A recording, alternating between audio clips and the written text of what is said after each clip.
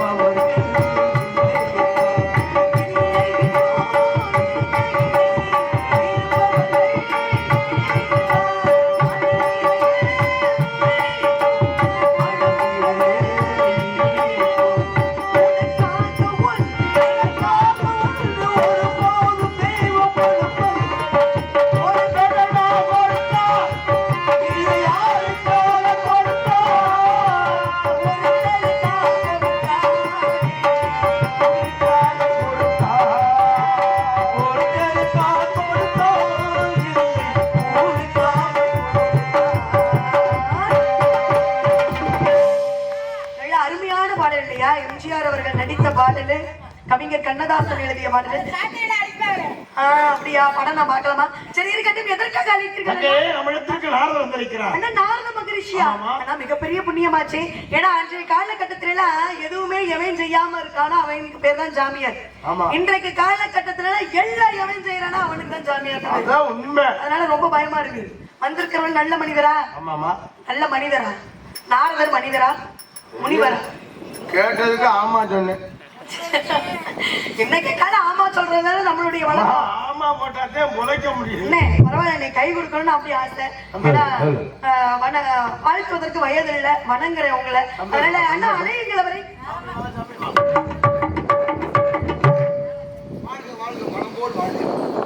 அண்ணா வரவேற்பு கொடுக்கணும். எப்படி அப்படின்னா நாடக தந்தை ஸ்ரீ டிவி சங்கரதா சுவாமிகள் ஐயாவுடைய கதை பாடலாக புண்ணியமே ஒரு வாகிக முனிகை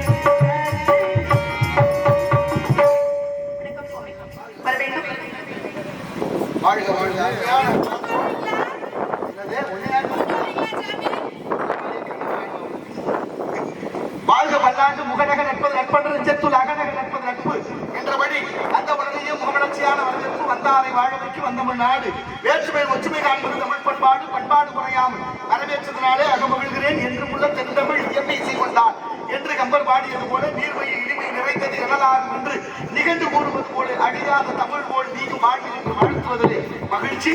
அந்த வாழ்த்து செம்மண பெயர்ந்தீர் போல இருக்க வேண்டும் என்ற நல்ல எண்ணத்தோடு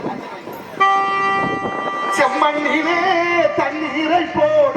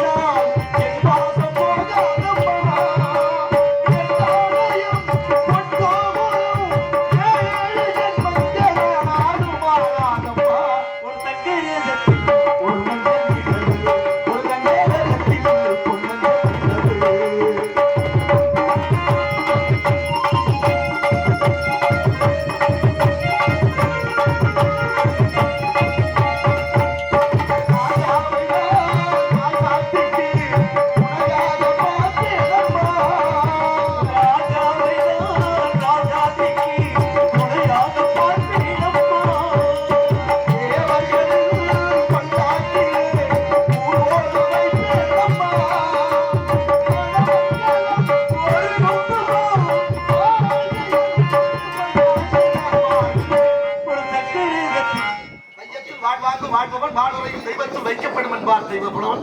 அப்படி தெய்வ நிலையை அடையணும்னா ஏதேனும் ஒன்றை சிறப்பாக இருக்க வேண்டும். நிறைய இழந்துதான் சில விஷயங்களை பெற வேண்டி இருக்கு. இந்த பூமியில ஒன்றை இழந்தால் ஆகாது எனும் முயற்சி தன் மெய்வருத்த கூலி தரும் அப்படின்றாங்க. ஏன்னா முயற்சி என்பது மனிதனுடைய தன்மை, அதை முடியும் என்ற தன்மையில வைக்கக்கூடியது இறைவனுடைய நிலை. முயற்சி திருவினையாக்கும், முயன்றால் சாதிக்க முடியும். முயற்சி திருவினையாக்கும், முயற்சியின்மை பலவீனம்னு சொல்லிருக்காங்க. முடியும் என்பது மூலதனம், முடியாது என்பது முட்டாள்தனம். காரணத்துக்காக கேட்கிறேன். முயற்சி திருவினையாக்கும், முயற்சியின்மை இன்மை புகுத்தி விடும்.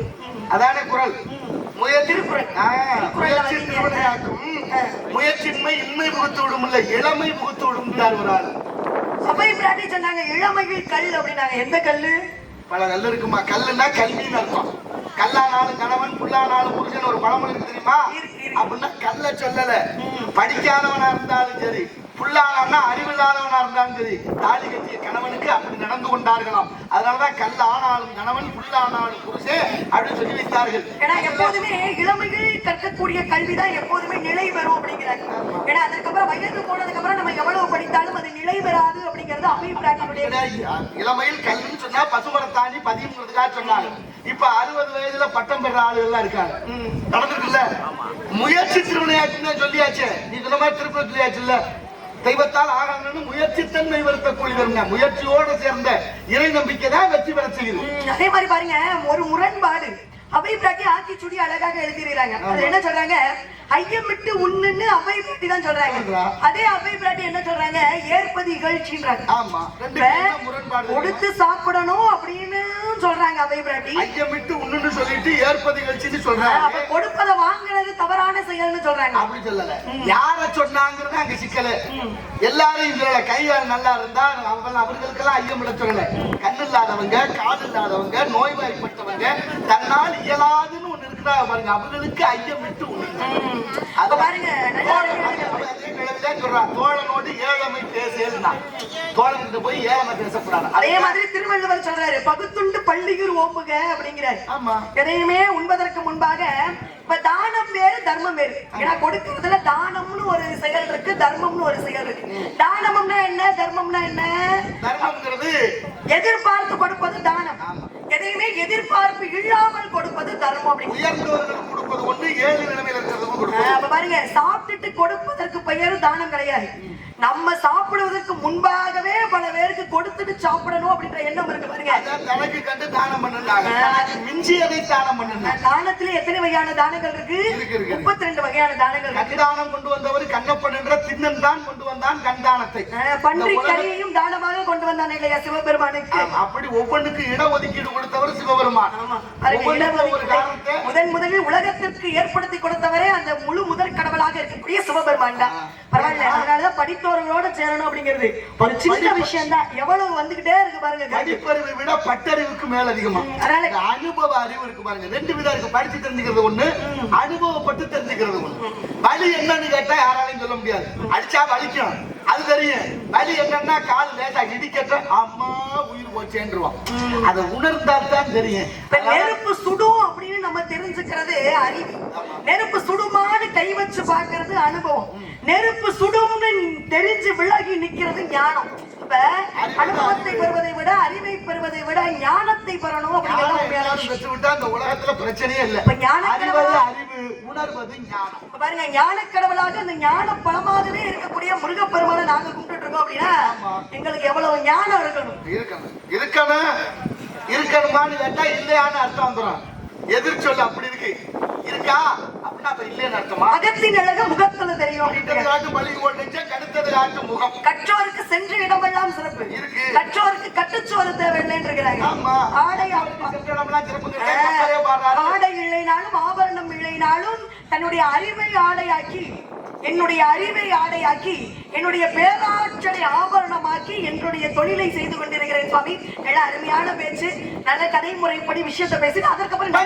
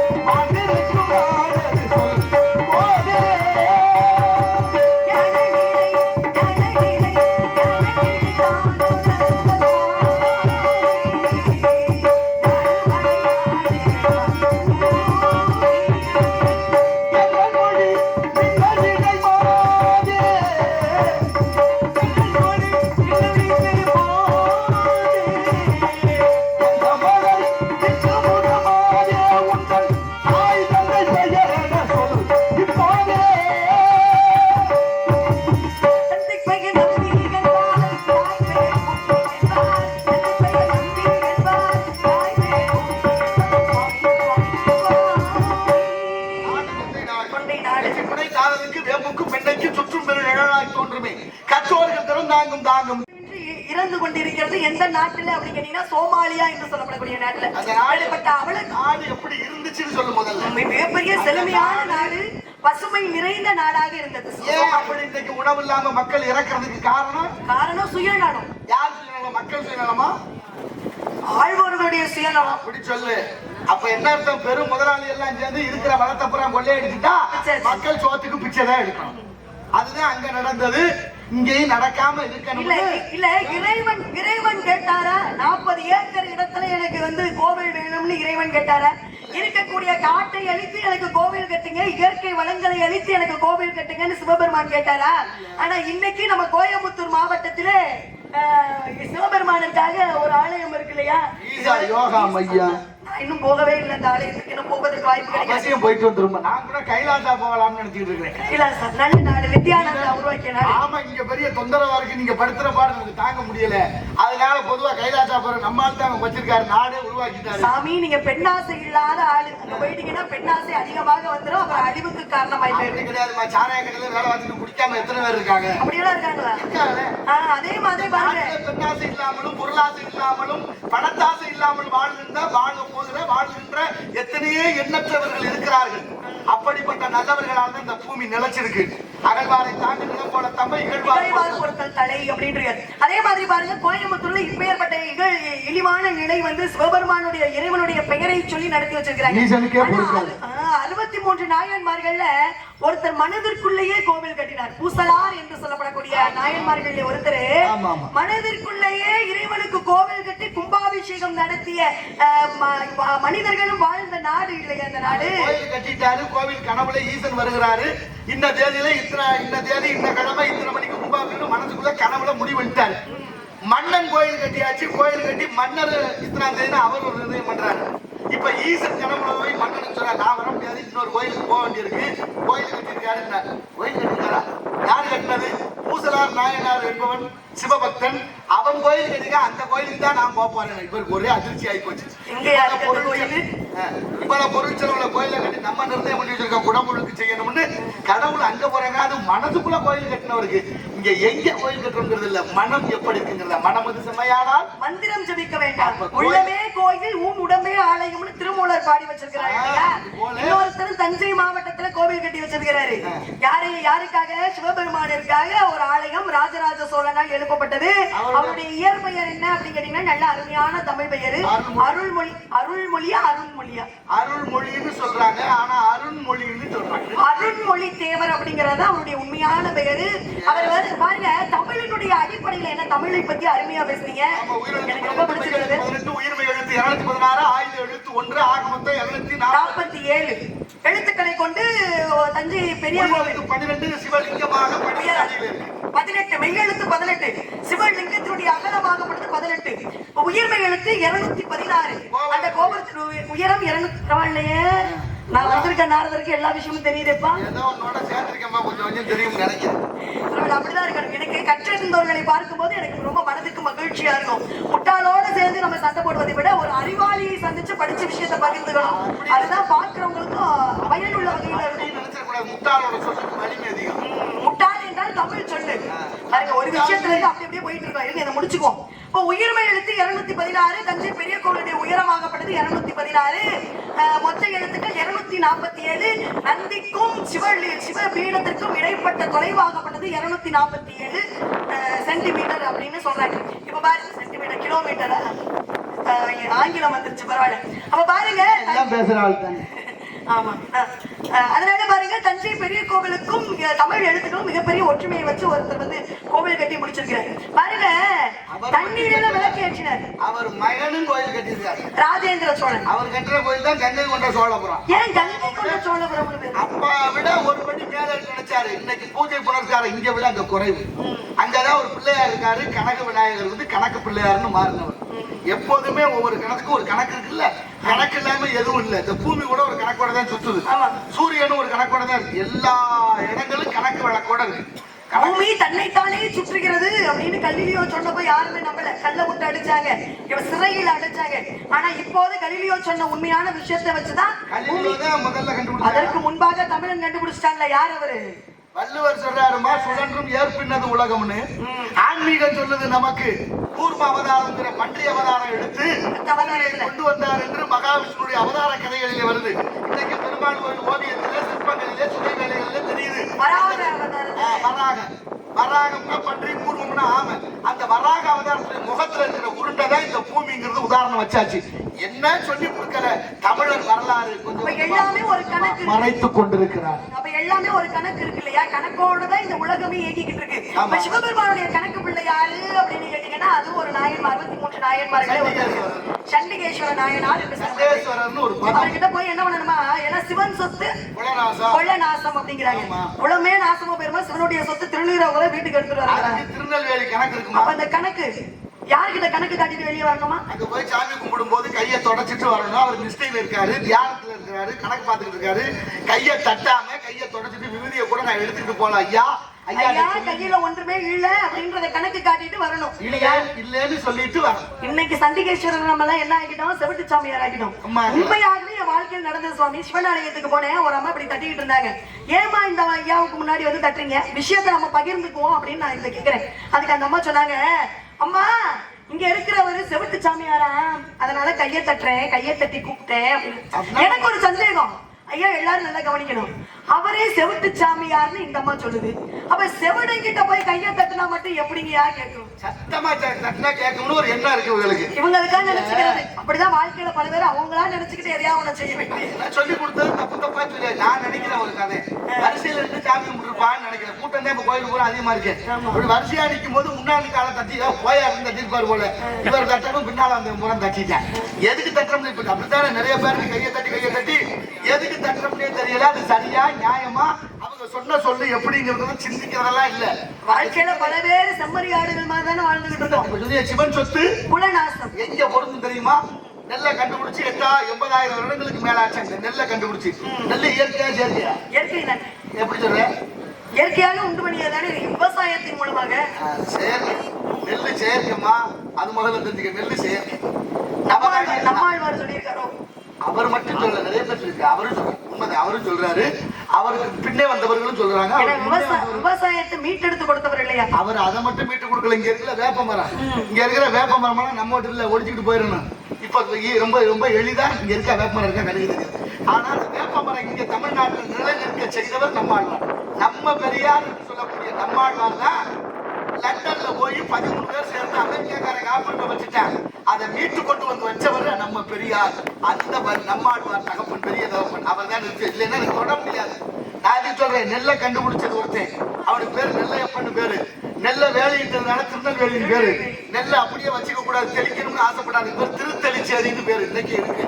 அந்த நெல்லு செயற்கை, இயற்கை இல்ல. இயற்கையான தானியங்கள் எது தெரியுமா? நவதானியம் சொல்லக்கூடிய நவதானியம் சொல்லக்கூடிய அந்த 9 தானியங்கள் தான் இயற்கை. மற்றதெல்லாம் நெல்லு செயற்கை. அப்பேற்பட்ட நெல்லு தான் இந்த நீர் வளத்தை, நில வளத்தை காப்பாத்துச்சு. ஏன் பரந்த நிலத்துல வரப்பு கட்டி நெல்லு போட்டான்னா தண்ணியை நிறுத்தி வச்சா தண்ணி பூமி கட்டில போனா நிலத்தடி நீர் உயர்வுன்னு கண்டுபிடிச்சாங்க. அப்ப அந்த நெல்லு நாயன்மார்ல ஒரு பெருமை காயப்படுறாரு. அந்த காயப்பட்ட நெல்லுக்கு வேலையிட்டாங்க. அது திருநெல்வேலி. அந்த நெல்லை என்ன பண்றா? புருஷன் இல்லைன்னு சொன்னப்போ அந்த நெல்லை இடிச்சு அந்த நெல்லை குத்தி எடுத்து அரிசி எடுத்து சமைச்சு சாப்பிட்டு பிள்ளைக்கு பசியாத்தம்னு பால் இல்லாத ஒரு தாய் என்ன பண்றா? சிரமப்பட்டு பண்ணிட்டான். இப்ப வந்தார் அவரு, எங்க சாமி வச்ச நெல்லுன்னு கேட்கிறாரு.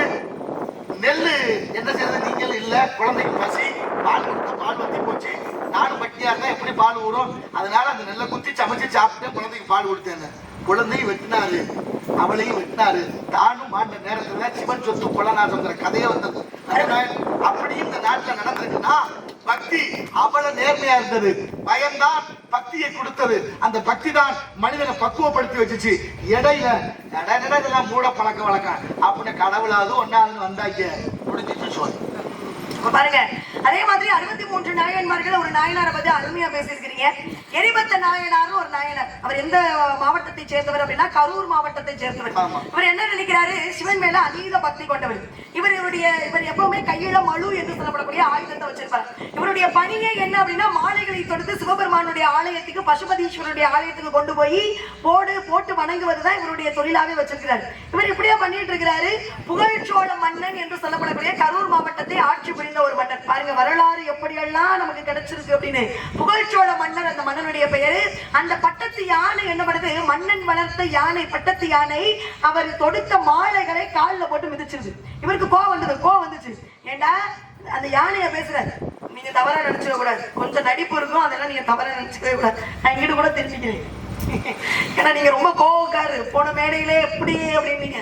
கதை சொல்லும் போது கதையை மட்டுமே சொன்னோம்னா பிரச்சனை இல்ல, கதையை காரணமா வச்சுக்கிட்டு சாட வேணும்னா சண்டை வந்துடும். இல்ல நீங்க அப்படி நினைக்கவே வேண்டாம். நடக்குது இது மற்றவர்களை மாதிரி நான் கிடையாது. ஏன்னா படித்தோருக்கு ஒரு சிறப்பு இருக்கு. படித்தோருக்கு அந்த வழி என்ன அப்படிங்கிற விஷயம் தெரியும். என்ன ஒரு உணர்ச்சிகரமாக மக்களுக்கு கொண்டு போய் சேர்த்தோம் அப்படின்னா எவ்வளவு நேரம் முழுக்க வழியோட உட்கார்ந்துருக்காங்க. கதையை சொல்வதற்கு எத்தனையோ வழிகள் இருக்கு, அதுல நல்ல வழிகளை பயன்படுத்துவோம். சரி பரவாயில்ல இருக்கட்டும். ஏன்னா பதிலுக்கு பதில் பேசிட்டு இருந்தா நல்லா இருக்குது. விஷயத்துக்கு வந்துருவோம். புகழ்ச்சோழ மன்னன் யானை பட்டத்து யானை என்ன பண்ணுது, காலில் போட்டு மிதிச்சு விடுது. எரிபத்த நாயனா தான் வைத்திருந்த மழு என்று சொல்லப்படக்கூடிய ஆயுதத்தினால யானையை வெட்டி கீழே வீழ்த்தியது. இந்த செய்தி யாருக்கு போகுது, மன்னனுக்கு போகுது. மன்னன் வந்து யானையை பார்க்கல, நான் வளர்த்த யானை சிவபெருமானை அவமரியாதை செய்ததே, இதற்கு நான் தான் காரணம் அப்படின்னு அவர் வைத்திருந்த மழுவை வாங்கி தன்னை தானே தற்கொலை செஞ்சு கொண்டது. இதை பார்க்கிறார் எரிபத்த நாயனார். நான் என்னால இப்ப 2 நபர்களுமே உயிரற்று கிடைக்கிறாங்க, இதுக்கப்புறம் நம்ம உயிரோட இருக்கக்கூடாது அப்படின்னு அவரும் தன்னுடைய மழுவை வாங்கி தன்னையும் தற்கொலை செய்து கொண்டு 3 பேரும் இறந்து கிடக்கிறாங்க. நம்மீது பக்தி கொண்டு இப்படி ஒரு உயிரினமும் மனிதனும் இப்படி இறந்து கிடக்கிறாங்களே அப்படின்னு சிவபெருமான் கனவிலை தோன்றி அவர்களை ஆட்கொண்டு கைலாயத்துக்கு முக்தி கொடுக்க கூட்டிட்டு போனாராம். இன்னைக்கு கரூர் மாவட்டத்திலே பசுபதீஸ்வரர் என்று சொல்லக்கூடிய ஆலயத்துல இந்த யானைக்கும் இந்த எரிபத்த நாயனாருக்கும் புகழ்ச்சோழ மன்னனுக்கும் மிகப்பெரிய சிலையை அமைச்சிருக்கிறாங்க. அப்படிங்கிறது மிகப்பெரிய ஒரு வரலாறு. நிறைய இருக்கு. 1008 சிவன் கோயிலும் ஒவ்வொரு கதையை சொல்லுது நமக்கு. ஒவ்வொன்றையும் படிக்கணும்னா ஒரு யுகம் பத்தாதுமா, அவ்வளவு இருக்கு. இந்த பிறவி எடுத்ததே நல்ல பலனை நல்ல விஷயத்தை கற்றுக்கொள்வதற்காகத்தான். புகழ்ச்சோழ மன்னன் மட்டுமல்ல, திருவாரூரை தலைநகராக ஆண்ட மனுநீதி சோழனுடைய மகன் நீதி விடங்கன் தேர் ஓட்டி வரும்போது ஒரு கன்றுக்குட்டி ஓடி வந்து தேர்காலில் பட்டு இறந்துருது. பசுமாடு பாக்குது, நம்ம பிள்ளைய கொண்டுட்டாலே நீதி கேட்குது. பசுமாடு நீதி கேட்குமான்னு கேட்கக்கூடாது. கதையினுடைய அர்த்தங்கள் பாருங்க. அந்த மனுநீதி சோழனுக்கு செலவைத்தார்கள். வள்ளலாருக்கு வாதாடிய அந்த முத்துச்சாமி ஐயருக்கு அங்க வச்சிருந்தாங்க, செலவு வச்சிருந்தாங்க உயர் நீதிமன்றத்துல. இன்னைக்கு அந்த செலவெல்லாம் இல்லாம போச்சு. அப்படிப்பட்ட அந்த இடத்திலே பசுமாடு வந்து ஆராய்ச்சி மணி அடிக்குது. மன்னன் துடிச்சு போறார். நம்ம ஆட்சியில இதுவரைக்கும் இப்படி ஒரு மணி சத்தம் கேட்டது இல்லையே. அப்ப ஏதோ துயரம் நடந்து போச்சு. என்னன்னு விசாரணை பண்ணுனா பசுமாடு ஆராய்ச்சி மணி அடிக்குது.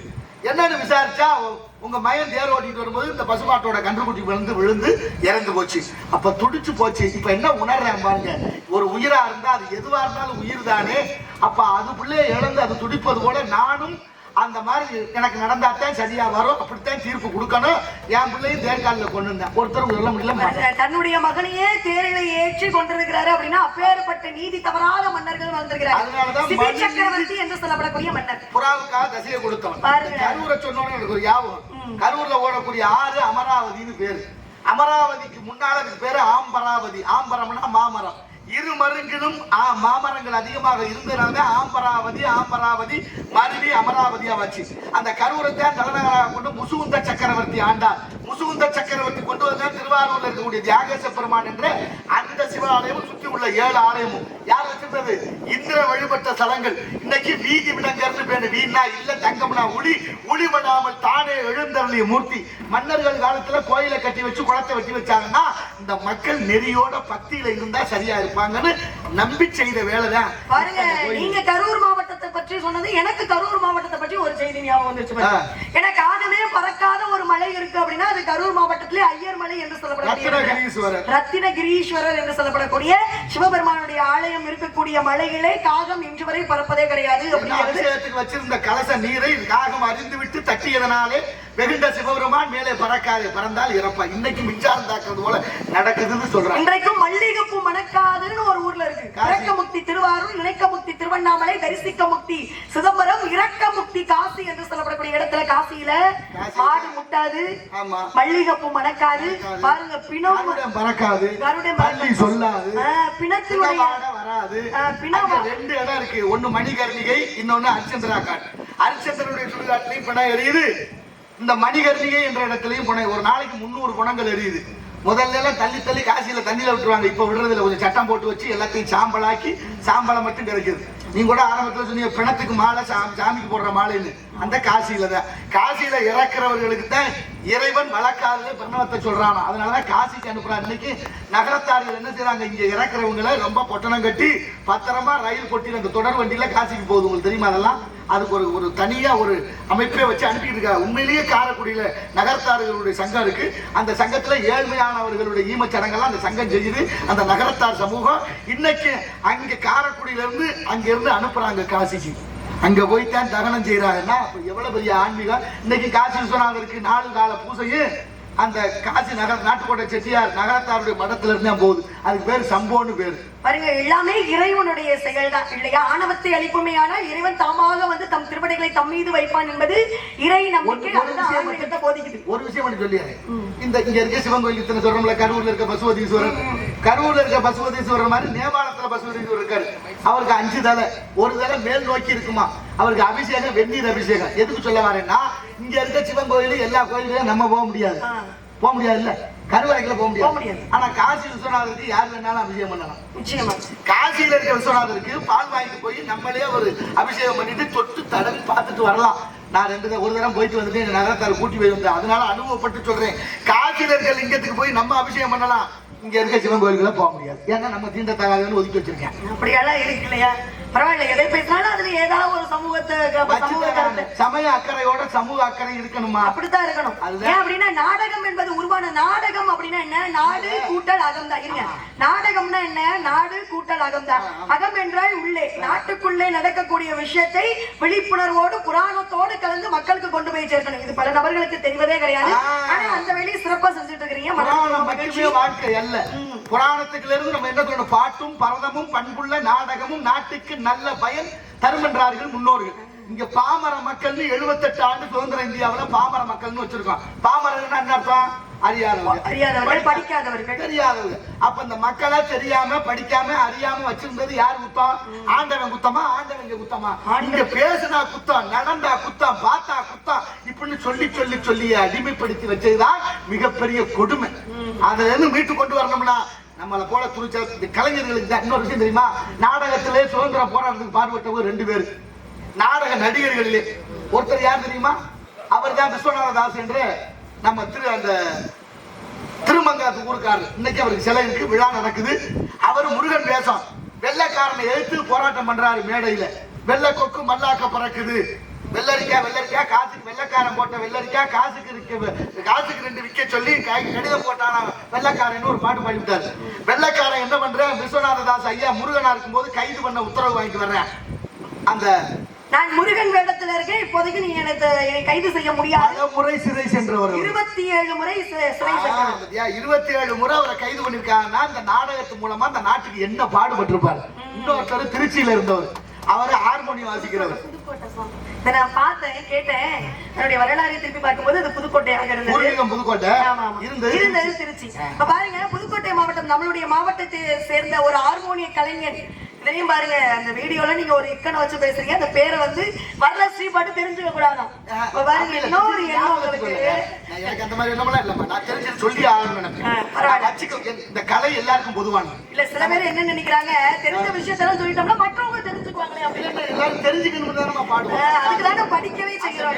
நான் சொல்லியிருக்கிறேன், அது பேர் வடக்கு ஞாபகத்துக்கு வரல. டிஎம் காதர் பாட்ஷா ஹார்மோனிய கலைஞர், மிகப்பெரிய ஹார்மோனிய கலைஞர். திரைப்படங்களில் நிறைய இசைக்கு இசை அமைத்தவர். ஒளிப்பதிவுல இருக்குமா சொல்லக்கூடாது எதையும் நான் நினைக்கிறதே இல்லை. எனக்கு தெரிஞ்சதை சொல்லி கொடுக்கணும்னு ஆசைப்படுறேன். நான் என்னோட அந்த கலை அழியக்கூடாது, எனக்கு பிறகும் தொடரணுங்கிற எண்ணம் எனக்கு இருக்கு. அதனால நீ அந்த மாதிரி என்ன எனக்கு இருந்ததே இல்லை இதுவரை. அதனாலதான் முருகன் என்னை ஓரளவுக்கு இந்த அளவுக்கு உயர்த்தி வச்சிருக்கேன். அதனாலதான் எண்ணம் போய் வாழ்க்கை அப்படின்னு சொல்லி வச்சாங்க. விஷயத்துக்கு வருவோம். பேரு ஞாபகத்துக்கு வர. அவர் பாருங்க இஸ்லாமியர், அவருடைய பெயரிலேயே தெரியுது. அவர் ஒரு கொலை வழக்கில் சிறை சென்றாரு.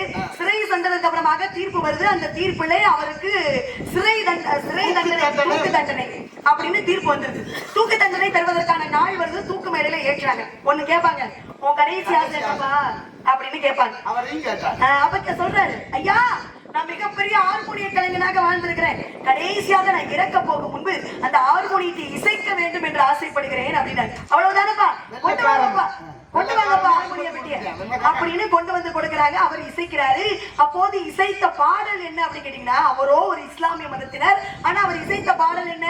சுருளிமலை மீதில் மேவும் வேளா உன்னை தோத்தரித்தேன் சுப்பிரமணிய வேளான்னு பாடி முடிக்கிறார். சுருளிமலை வேளாண்ணாலே முருகனுடைய பாடல். இஸ்லாமியர்னு பேசிட்டோம்னா காசு வாங்கிட்டு போயிடும்ங்கிறாங்க. எனக்கு தெரியும். பாருங்க, இந்த பாடலை பாடி முடிக்கிறாங்க. எல்லாருமே கண்ணை மறந்து இமைகளை மறந்து அவர்களுடைய தொழிலை காவல் தொழிலை மறந்து அந்த பாடலை கேட்டாங்கல்ல.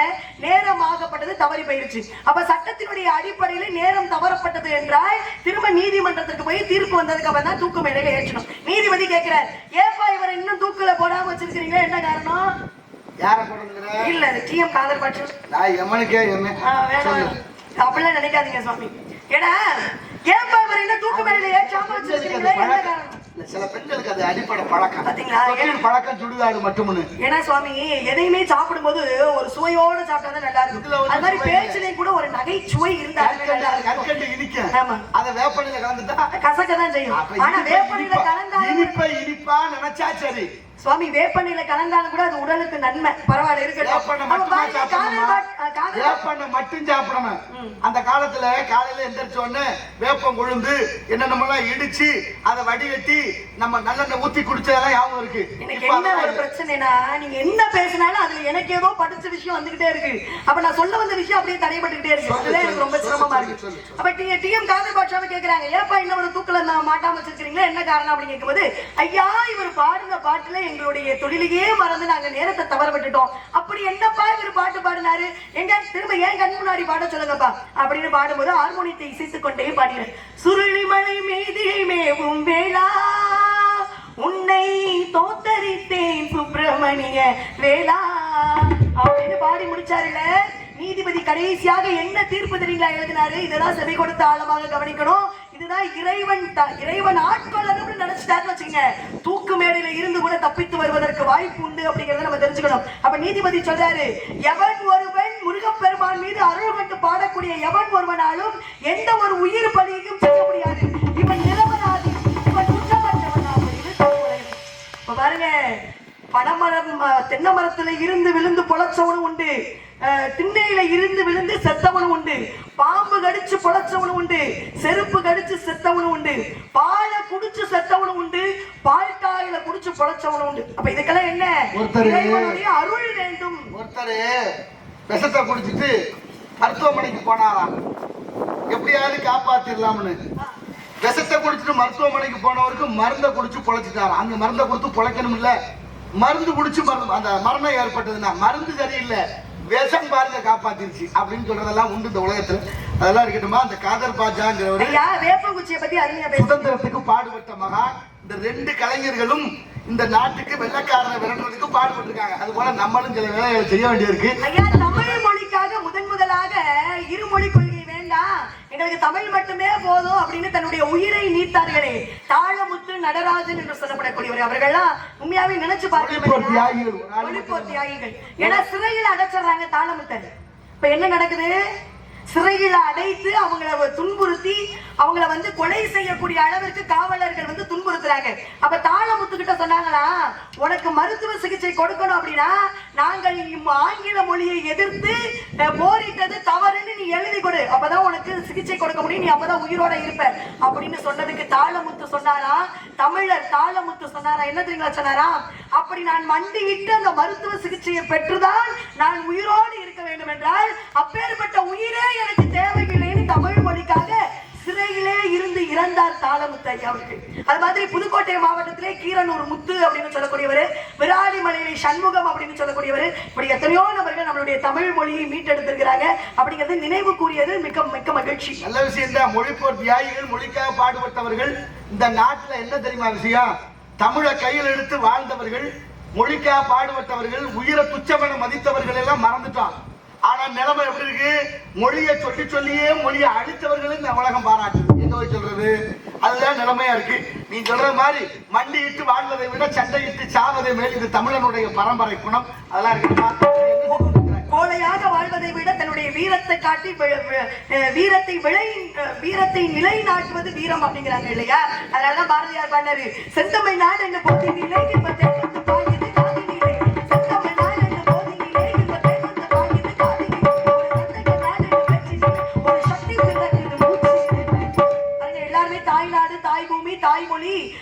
தாய் மண்ணுன்னு சொன்னாங்க. ஆனா பாரதியார் மட்டும் இந்த தமிழ்நாட்டை தந்தையர் நாடு அப்படின்னு சொல்லி ஆண்களுக்கு பெருமை சேர்த்தவர் பாரதியார் இல்லையா? அப்பா இல்லைன்னா உலகம் அப்படி தெரியும். அம்மா 2 மாதம் சுமக்கணும், அப்பா அம்மா 10 மாதம் சுமக்கணும், அப்பா 2 மாதம் சுமக்கணும். அப்படி தான் ஒரு குழந்தைய உருவாகுது. சுக்கிரமும் சுரோனமும் சேர வேண்டியது இருக்கு. இருக்க நீங்க என்ன பண்ணிட்டு இருக்கீங்க? காவல் செஞ்சு எதற்கு காவல்? என்ன சுவாமி அதுக்குள்ள பேச முடிச்சிட்டீங்க? உங்களோட பேசணும்னா எனக்கு இன்னும் ஆசையா இருக்கு. முருகனுக்கு நீங்க நேரத்தை எப்பெல்லாம் கடைபிடிக்கணுமோ அப்ப கடைபிடிக்கிறீங்க. அதை விட்டு பதற. ஆனா சுவாமி எனக்கு என்ன தெரியுங்களா மன வருத்தம், உங்களை மாதிரி நல்ல பேச்சாற்றல் கொண்டவர்களை சந்திக்கும் போது மட்டும் நேரம் சீக்கிரம் ஓடி போயிருது. என்ன காரணம் தெரியல. பரவாயில்ல இருக்கட்டும். நீங்க காவல் செஞ்சுட்டு இருக்கேன் சுவாமி. பெண்களுக்குரிய பருவங்கள் 7 வகை பருவம். மங்கை, ஆடிப்பட்டம், தேடி விதை, காற்றுள்ள போது தூற்றிக்கொள், பருவத்தை பயிர் செய்யும், பெரியவங்க செய்தா பெருமாள் செய்த மாதிரி. பெருமாள் பேர உனக்கு ஒரு நல்ல விசேஷத்தை நடந்து நினைக்கிறேன். அந்த கண்ணனுடைய பேரனா? ஆமா. அந்த உனக்கு ஒரு மாப்பிள்ளை பார்த்து மாப்பிள்ளை. என்ன சுவாமி? என்னம்மா ஐயா எல்லாம் தூக்கத்துல இருக்கீங்க, கொஞ்சம் முடிச்சு பாருங்க ஐயா. இவ்வளவு நேரம் ஐயா வந்து நல்ல அருமையா பேசினாரு. நல்ல தெளிவான பேச்சு, நல்ல உணர்ச்சிகரமான பேச்சு. இதெல்லாம் கேட்கும்போது மனதுக்கு மகிழ்ச்சியா இருந்தது. எல்லாத்தையும் பேசி முடிச்சுட்டு இப்ப கடைசியா மாப்பிள்ளை பார்த்துட்டு வந்திருக்கேன்னு முற்றுப்புள்ளி வைக்கிறீங்களே, இதை ஏற்றுக்கொள்ள முடியுமாங்கயா? இந்த வேலை எதுக்கு உங்களுக்கு? வந்தமா பொது தொண்டு இவ்வளவு நேரம் செஞ்சீங்களா? அதை மட்டும் செஞ்சுட்டு போக வேண்டியதானே? அந்த பொது தொண்டோட சேர்ந்து என்ன ஒரு சுயநல தொண்டு? இது சுயநலம் இல்லையா? உன் வாழ்க்கையை பத்தி தான் பேசுறேன். என் வாழ்க்கையை பத்தி எனக்கு கல்யாணம் கேட்டேன். ஐயா முதல்ல நம்மளுடைய வாழ்க்கையை பற்றி நம்ம கவலைப்படணும். அடுத்தவங்களுடைய வாழ்க்கையை பற்றி கவலைப்பட வேண்டிய அவசியமே கிடையாது. ஏன்னா உங்க வாழ்க்கையே சரியில்லையே. பிறர் மட்டும் துயரம் கண்டு எவன் இறங்குகிறானோ அவன் தான் உண்மையான அறிவாளி. என்ன வந்ததும் புதுசு உழுதும் தெரிஞ்சுட்டு போக முடியாது. இந்த கதையினுடைய சாராம்சம் என்னவோ அதையும் நம்ம செய்யணும். சரியா சொல்றீங்க. அப்ப என்ன பண்ணணும்? அடுத்தவர்களை பற்றி நம்ம நினைச்சு பார்க்கறதுக்கு முன்னாடி நம்ம வாழ்க்கை முதல்ல சரியா இருக்கான்னு சரிபடுத்திக்கிட்டு அடுத்தவர்களுடைய வாழ்க்கையை சரிபடுத்தணும். என் வாழ்க்கையில என்ன குறை? சரியில்லைங்க. எனக்கு என்ன குறை? தகப்பனுடைய பேச்சை கேட்காம ஒரு கலகம் செய்யல அப்படின்னா சுக்குநூறா தலை வெடிச்சு போயிரும்னு ஒவ்வொரு ஆள் தேடிக்கிட்டு சுத்திக்கிட்டு இருக்காங்க. மனைவி யார் சொன்னா? மனைவி இல்ல, பிள்ளைகள் இல்ல. தலை வெடிக்கணும்னு யார் சொன்னா? சாபம் வாங்கியிருக்கீங்கல்ல உங்களுக்கு கொடுத்தா பிரம்மா. உங்களுடைய தந்தையாகப்பட்ட பிரம்மாவிடம் தாயிடம் வாங்கியிருக்கீங்க இல்லையா? அண்ணன் கொடுத்த சாபம். எங்க அப்பா கொடுக்கல, எங்க அண்ணன் கொடுத்த சாபம். சாபத்தை வாங்கினா ஒரு இடத்துல தங்கினா தலை வெடிக்கும். ஆனா தலை வெடிக்காம ஏதாவது நல்லது பண்ணணுமே தான் ஒவ்வொரு இடமா போய் ஒரு நல்ல விஷயத்தை செஞ்சுக்கிட்டே இருக்கு. அப்படி ஒரு நல்ல விஷயத்துல இன்றைய தினம் உனக்கு ஒரு நல்ல காரியம் அப்படின்றீங்க. நல்ல விஷயத்தை நடக்கும். நீங்க வந்தது மூலமா எனக்கு ஏதாவது ஒரு நல்லது நடக்கும் அப்படின்னு நினைக்கிறீங்க. நல்லது. அதனாலதான் நீ வந்து உன்னை எண்ணம் போல் வாழ்க்கை நீ என்ன எண்ணி இருக்கிறியோ அந்த எண்ணம் ஈடேறணுமா வேண்டாமா? நல்லதே நினை நல்லதே நடக்கும். இப்ப நம்ம முகம் நமக்கு தெரியணும்ல, என்ன செய்யணும்? கண்ணாடியை பார்க்கணும். அப்ப கண்ணாடின்னு ஒண்ணு இருந்தா தான் நம்ம முகம் பார்க்க முடியும். அப்ப உன்னை பற்றி உனக்கு தெரியணும்னா கண்ணாடி போல நான் இருந்து கண்ணாடி மாதிரி எனக்கு நீங்க இருக்கீங்க. அப்ப அதனால உன் வாழ்க்கையை சிறக்க வைக்க நான் ஒரு விஷயத்தை மாப்பிள்ளை பார்த்து வந்தேன். உங்களுக்கு தேவையா? நீங்க நினைச்சு பாத்தீங்க சுவாமி. நல்ல தெளிவா பேசுறீங்க. உங்கள்கிட்ட இதுக்கு மேல பேச முடியாது. மாப்பிள்ளையுடைய பேரை சொல்லுங்க, அதுக்கப்புறம் பேசலாம். பதிவேலம் குடி கொண்டு வாழ்கின்ற ஊர் அலமூல கடலோரம் அலமேந்த ஊர் குடவேலா மறுபீரை சுவைக்கின்ற ஊர் படைவீசி ஒன்றாக பதியாம் சென்றூர்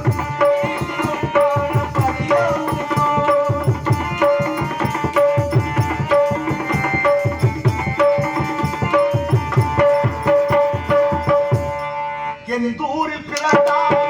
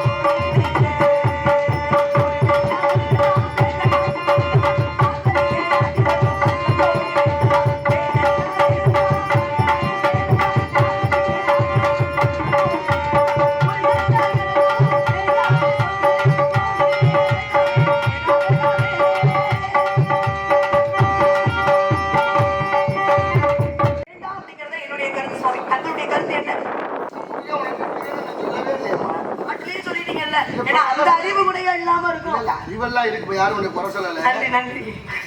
நீ இடையிலேயே ஒண்ணு நேரத்துக்கு கடத்தக்கூடாதுன்னு சொல்ற, அப்புறம் கூட வேகமா ஒரு வேலையை செய்கிறேன்.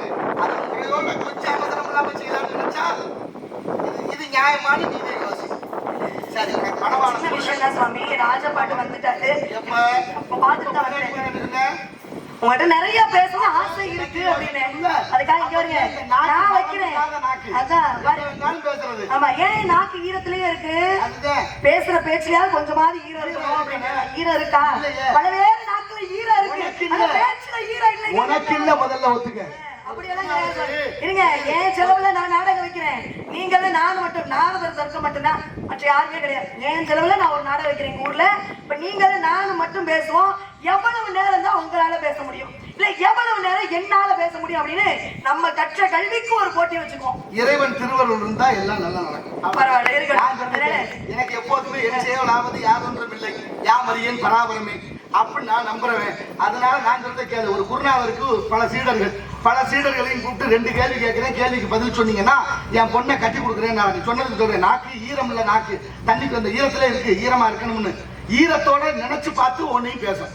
அப்போ ஒவ்வொருத்தரும் ஒவ்வொன்றும் கொண்டு வந்து கொடுத்தா ரொம்ப சுவையானது எது அப்படின்னு கேட்கிறாரு. முதல்ல சுவையானதுன்னா கனிகள் தான், பழங்கள் தான் சுவையா இருக்குன்னு ஒன்னையும் கொண்டு வந்தேன். கடைசியா ஒரு சீரம் ஒரு பொட்டியை வச்சிருந்தேன். என்ன ஒரு பொட்டியை வச்சிருக்கேன், இன்னும் வாங்கி திறந்து பார்த்தா ஒரு நாக்கை வரைஞ்சி வச்சிருக்கேன். நாக்கு சுவையானதுன்னு எழுதிருக்கேன். ஏண்டா எல்லாரும் பழங்களை கொண்டு வந்திருக்கேன், நீ நாக்கை வச்சிருக்கேன் சுவையானதுன்னு எப்படி? ஆமா, இந்த நாக்கு தான் சுவையா பேசுது, நாக்கு தான் சில பேரை சிரிக்க வைக்குது, நாக்கு தான் ரொம்ப அன்பா இருக்கு, அதனால நாக்கு அதனால சுவையானதுன்னு சொன்னேன். ரொம்ப மகிழ்ச்சி. அவருக்கு முதல் கல்வி ஏற்றுக்கிட்டாரு. இப்ப 2வது கேள்வி, உலகத்திலே நயவஞ்சகமானது எது அப்படின்னு பதில் சொல்லுங்கிறாங்க. எல்லாரும் அதே மாதிரி ஒண்ணு ரொம்ப கசப்பானது எதுன்னு கேட்டேன். அதான் கசப்பானது எதுன்னு கேட்டோன்னே ஒருத்தன் பகாக்காய் கொண்டு வந்தேன், எச்சி பழத்தை கொண்டு வந்தேன், நச்சானது என்னென்ன இருக்கோ கசக்குதோ அதெல்லாம் வேப்பங்காயை கொண்டு வந்தேன். இவன் மட்டும் அதே மாதிரி ஒரு பொட்டியை வச்சுக்கிட்டு இருந்தேன்.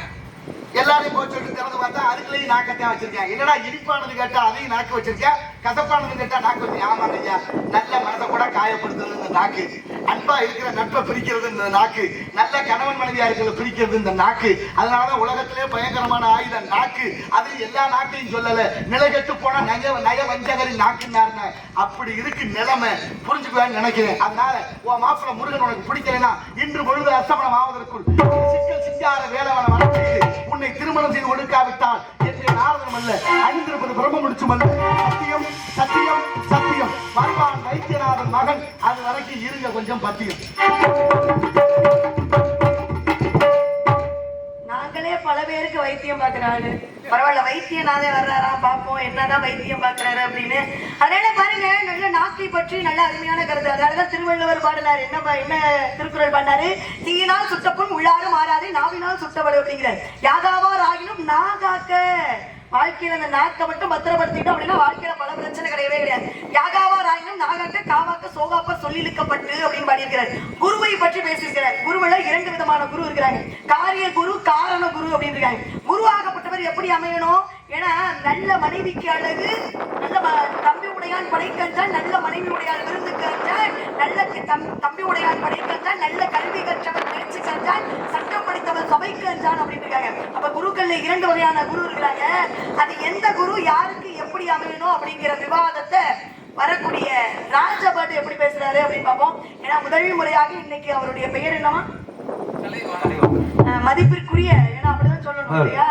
யாரை பேசும்போதும் மதிப்பிற்குரிய, மாண்புமிகு அப்படின்னு போட்டாதான் நல்லா இருக்கும். அதனால மதிப்பிற்குரிய கலைவாணன் ஐயா அவர்கள் வராங்க. முதலா இன்னைக்குதான் அவரை நான் சந்திக்கிறேன். அவர் எப்படி பேசுறாரு அப்படின்ற விஷயத்த கணிக்கணும் அப்படின்னு ரொம்ப ஆர்வமா இருக்கேன். அதனால கந்தாக்கிரமா சிங்கார விழா என்னை ஆட்கொள்வதற்கு சீக்கிரம் ஓடி வா முருகா. அந்த பச்சை தண்ணில விளக்க சொல்றேன்னு சொன்னீங்களே,